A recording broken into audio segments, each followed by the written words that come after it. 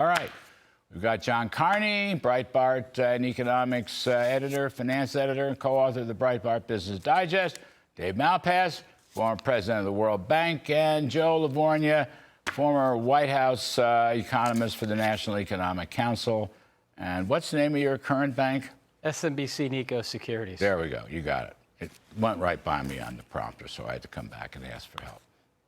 This is an all-star cast, by the way. This is an unbelievable Along cast. with John and David. This doesn't get any better than this. John Carney, I think Mr. Trump was deadly serious.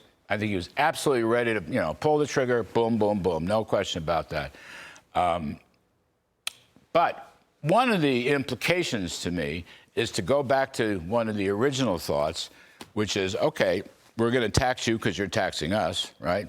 But we're going to take that money and give it back to corporations, small business, families in the form of tax cuts, right? So that was one of the things. And I think that argument should come back into the fore. I personally prefer the universal tariffs, the ring around the collar, more than I do the bilateral. But that's up to him, not me. I'm just saying, let's not forget the tax cut lesson that's a part of the tariff lesson. Absolutely. Remember, that was the key to making the tax cuts not hit corporate profits in the first term. You had to do the tax cuts so that when you put on the tariffs, you're not putting American businesses under strain.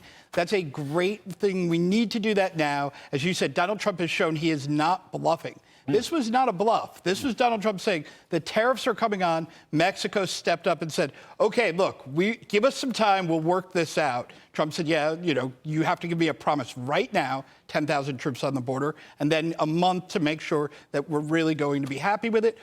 But we haven't heard what's going to happen with Canada. We may actually get a demonstration that Donald Trump is serious about it. Yes. So, and I think they will cave, though. I actually think we may hear relatively soon. Hold that thought, though. If Governor Trudeau, C. Forbes calls him Governor Trudeau, the 51st state. If Governor Trudeau doesn't pony up, and I don't know what he can do. He's a lame duck and a dead duck. I don't know who he represents anymore. But if he doesn't produce something good, the way Sheinbaum did, 10,000 troops may not be the end point, but it's an important point. Then I think Trump, go ahead and put 25% tariff on him. It would actually be a very good demonstration for him to say to the rest of the world, I am not bluffing when I come to you with tariffs. They are going on unless you comply with U.S. policy. Now, David Malpass, on your part, I don't know what you like or dislike, and I hope you speak up on the whole thing. This is a bilateral negotiation with Mexico and Canada. I happen to personally think it's the narco trafficking and narco terrorism and fentanyl killing that is driving Mr. Trump faster than perhaps he might have thought a while back. That's just my speculation. But in any event, I don't have any problem with his tariff diplomacy. As I said earlier, though, I still don't want to lose sight of the idea of the universal tariff, which would go out. Everybody's got value-added taxes around the world. This is essentially a sales tax, and we would sales tax some people who would tax us too much abroad, and we would give it back to our friends and neighbors and companies and small businesses and families. I just think that the House and Senate need to act fast on that one right now. They do. Fentanyl and the border are really important, so you're right on that. And as we think about the economics of it, John's right that there needs to be enough to have U.S. business be strong. Now, Trump's doing a lot in those areas, so I'd like to see those accelerated right alongside what's going on the trade front. That is the debanking that the banks have been doing and the regulatory policies there. Energy and pipelines are really important.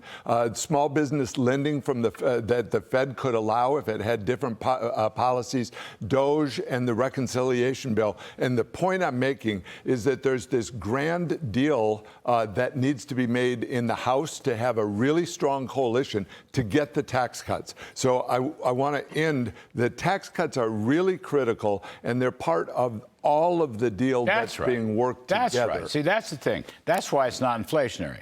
And that's why it'll be pro-growth. Now, Joe, you did some great numbers. We won't go through every number. But basically, the conclusion, as I understand it, and you're not the only one, but you're my favorite one, the conclusion is you could have a one-time transitory blip of 0.5% or less what we call 40 basis points, Wall Street jargon, 50 basis point, one-time transitory price increase, and that's it, so long as the Fed doesn't keep the printing presses going. Right. Is that fair? Yes, because the one thing most economists will agree on is that money is always and everywhere a monetary, and I'd add credit phenomenon, which is why we had the inflation spike. We had aggressive fiscal spending that wasn't needed after the V-shaped recovery began in the middle of 2020 when the economy opened, and the Fed monetized it, just good old-fashioned money printing.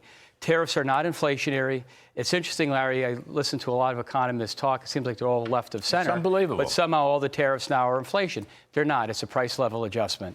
That's all it is. I mean, if the government doesn't spend 5 or 6 trillion like Biden did, or if the Fed doesn't print another 6 or 7 or 8 trillion like the Federal Reserve did, then there's not going to be any persistent inflation from tariffs. That's what we learned with the China experiment, I'll call it, or the China tariffs. Can I just read you, though, on to Joe's point? This is just wonderful.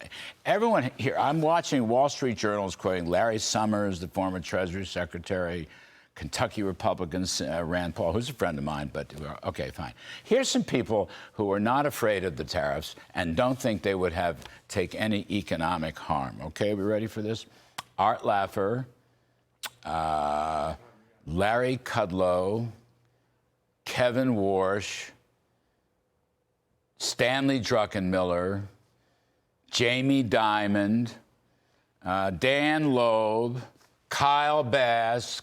Do I need to go on here? In other words, a lot of people who don't live in left-wing circles are not worried about this, would like to track down drugs as much as possible, whatever the cost, and half a percentage point for a few months is a nothing burger cost. The Fed staff came up with the same thing. They did? In September 18, yes. What did they say? They said tariffs are a one-off price level adjustment. There you go. Chris Waller has said exactly the same thing. Chris Waller of the Federal Reserve Board. We will get a one-time small move up in prices, maybe, and only in certain prices. It won't be inflationary long-term.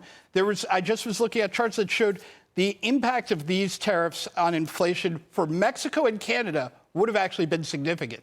Because even without their retaliation, it would have mattered a lot to them. It would have mattered not to them. To them. To them. Of course it would. But by the way, their to currencies have nosedived. Absolutely. Their currencies have nosedived, which is high inflation. That's why it caused our currency, the dollar's gone up, which is no inflation. That's right. And the hit to growth is the same. Devastating to Mexico, which is why they came very quickly. Very bad for Canada, but at most just a tiny, half to a quarter of a percentage point off U.S. growth in the worst case. Let me play the Trump tape. I probably should have played it at the beginning of the show. Here comes the Trump tape on his decision today. I think it was his news conference today.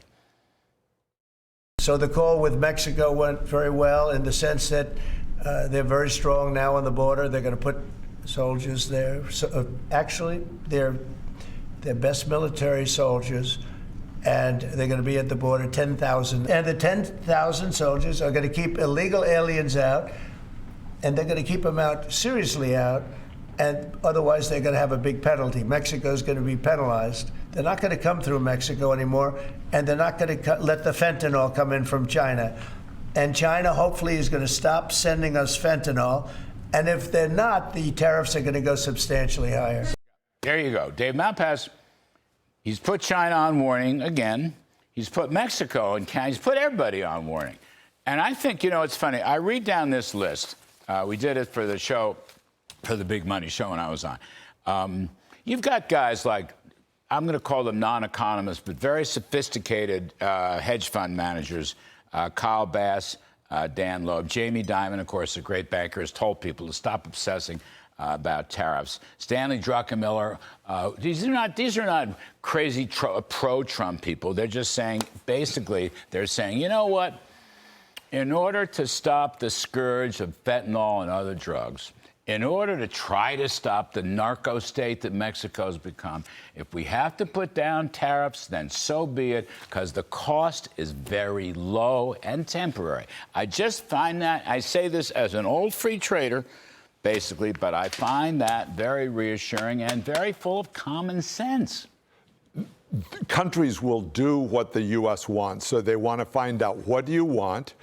China is going to be a very tough negotiation on that. But one thing I think is really important is the U.S. to say, we're going to have markets abroad, and we want to find a way that other countries can grow too. And that brings me back to the Fed. Sorry to do that. But high for long is part of the danger for the countries. If you think about Mexico and Canada, they're worried about tariffs, and they're willing to negotiate on that. But the real pressure is high for long. They can't survive that, and that's, I think we've got to find production. Fed can't ease now. The Fed cannot ease now. This is not a Fed issue. This is a production issue. We need the U.S. economy. So cut taxes. Cut taxes. And deregulate. And deregulate. Right. And I just want to get your message small square. businesses going. That can be done. That's why I'm saying to the Republicans in the Senate and the House, get going. One big, beautiful bill. He's going to he's going to impose tariffs one way or another. I happen to think he's right. Okay, I do.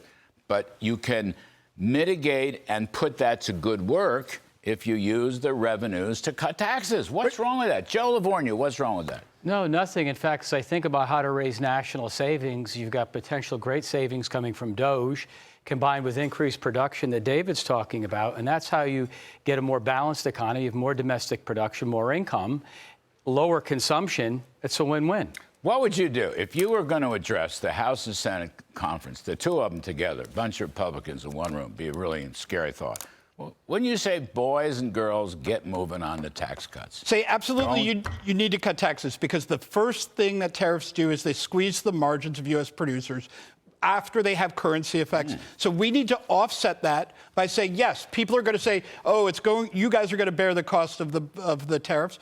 Not if we offset it with tax cuts. We can actually make it a pro-growth tariff because it pays for the tax cuts we're getting. By the way, Joe LaVorgna, you read about Elon Musk, again on the front page today. He's pretty serious about cutting spending.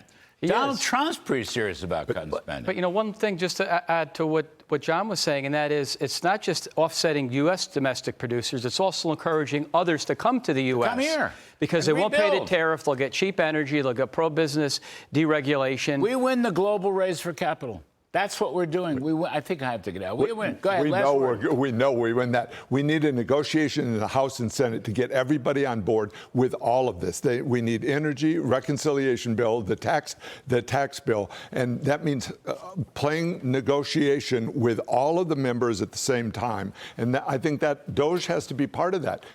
Everybody's getting something out of this. I have a name for it. One big, beautiful bill.